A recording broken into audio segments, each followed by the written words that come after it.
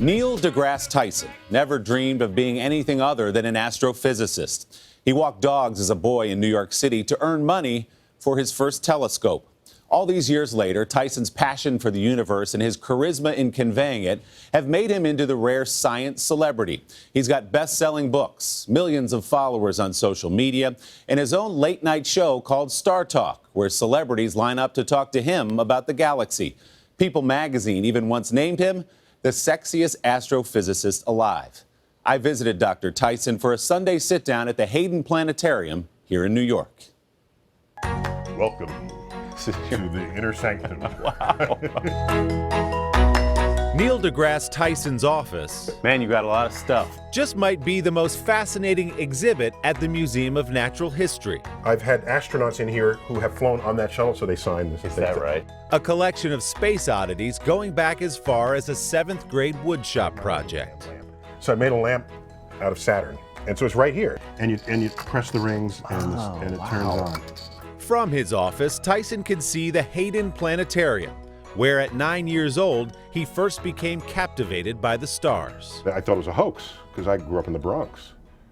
I've seen all 12 visible stars from the Bronx. That's why I knew this was a hoax. That's not the night sky. I know what the night sky looks like. But of course, it is the real sky, and it was indelible. That little boy grew up to become the director of Hayden Planetarium, a position he's held since 1996. In the 2 decades since, the astrophysicist has become a science celebrity. This is StarTalk. He even has a late-night show called StarTalk, where famous guests include everyone from Bill Clinton to Katy Perry to Whoopi Goldberg. If we could send folks to the moon, they got out of the capsule, they partied. Yeah. Played golf, drove around. What did we see up there that prevented us from going back?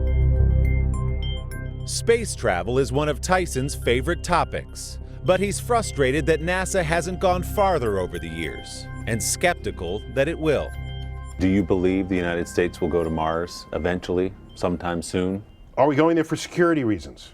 If the answer is no, we're not going. Are we going there for economic reasons? Is there oil on Mars? Without the war driver and upsettingly without the economic driver, no. No, I don't see us ever going to Mars.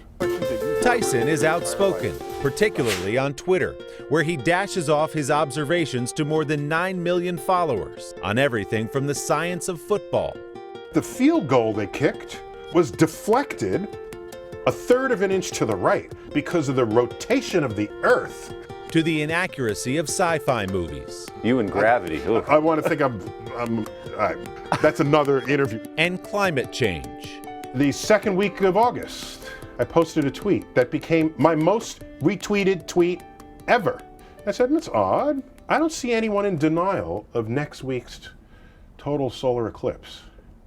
Yet, like climate change, it is predicted by the methods and tools of science. What do you say to people who say, maybe climate change is man-made, but it's not as dire as people like you and Al Gore are making it sound? I would ask, what are you basing that on? Because I'm basing my comments on a consensus of experiments and observations made by thousands of scientists in multiple fields and reviewed by the National Academy of Sciences. If you want to cherry pick it, you are revealing your own biases.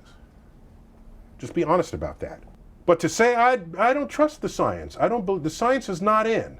No, you're lying to yourself and to people who might be turning to you for leadership.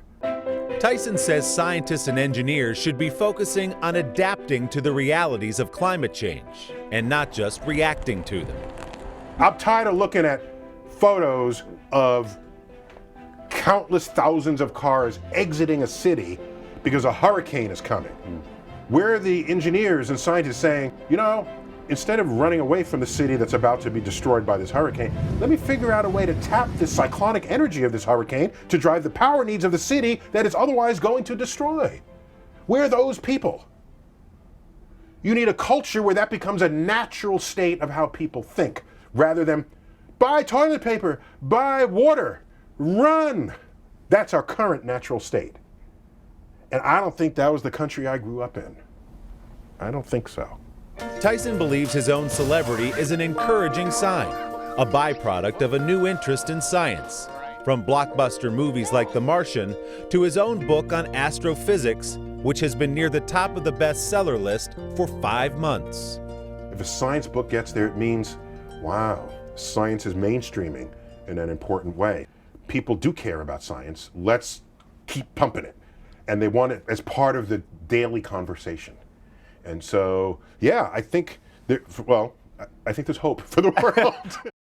You heard Dr. Tyson's skepticism about the United States going to Mars. Well, just this week, tech mogul Elon Musk announced his rocket company SpaceX plans to land 2 cargo ships on Mars in the year 2022, just 5 years from now. Ships carrying crews would then arrive 2 years later.